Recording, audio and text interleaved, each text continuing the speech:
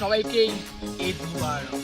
ঈদ চলে আসছে দেখতে দেখতে আমরা মনে হচ্ছে যে খুব সংক্ষিপ্ত সময়ের মধ্যে যে রমজান মাসটা চলে গেছে। রমজান মাস যাওয়ার পরে এখন আমাদের মুসলমানদের জন্য যে সবচেয়ে বৃহত্তম দুটা অনুষ্ঠান বা দুটা উৎসব বলি আমরা, এর মধ্যে একটা হচ্ছে আমরা যারা মানে ছোটবেলা থেকে যেটা বলি যে ছোট ঈদ আর বড় ঈদ। তো আমাদের এটা হচ্ছে ছোট ঈদ বা রমজান ঈদ, আমরা ঈদ উল ফিতর।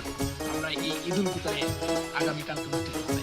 তো এই ঈদ উল ফিতর উপলক্ষে আমি তোমাদেরকে একটা কথা বলি যে দেখো, সবার লাইফেই সবার জীবনেই কোথাও না কোথাও একটু না একটু দুঃখ কষ্ট আছেই। এমন কেউ বলতে পারবে না যে তার জীবনে দুঃখ কষ্ট নাই বা তার জীবনে কোনো হতাশা নাই, সবকিছু আছে। দেখো, তুমি এই জায়গা থেকে এই একটা দিন অন্তত তোমার ভিতরে যে রাগ, তোমার ভিতরে যে অভিমান, তোমার ভিতরে যে আক্ষেপ বা তোমার ভিতরে যে দুঃখ বা কষ্ট, এগুলো এক সাইডে রাখো। এক সাইডে রাখা সবার সাথে মিলেমিশে ঈদটাকে উপভোগ করো, ঈদের আনন্দটাকে তুমি উপভোগ করো সবার সাথে মিলেমিশে। নিজেকে সবার মাঝে উজাড় করে দাও, বিলায়া দাও। তুমি মূলত জাস্ট এটা ভাবো যে একটা দিন অন্তত যে আমি একেবারে পৃথিবীর শ্রেষ্ঠ সুখী মানুষটা হয়ে যাবো, ওইটা তুমি ভাবো, ওইটা ভেবে তুমি আগায় যাও। আর হচ্ছে দেখো, দিন শেষে মনে করো যে এই ঈদ তুমি সামনে আবার পাও কিনা সেই এইটা একটু মাথায় রাখবে।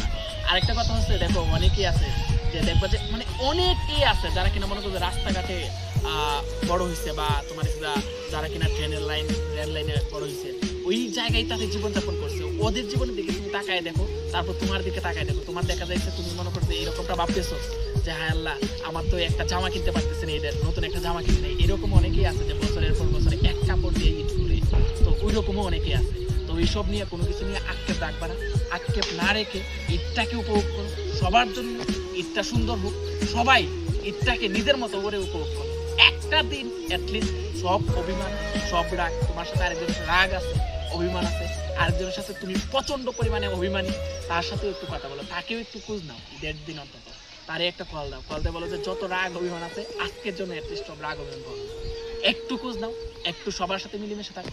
দেখবা যে ঈদটা তোমার জন্য অন্যরকম হবে। সবাইকে আবারও জানাই ঈদের শুভেচ্ছা।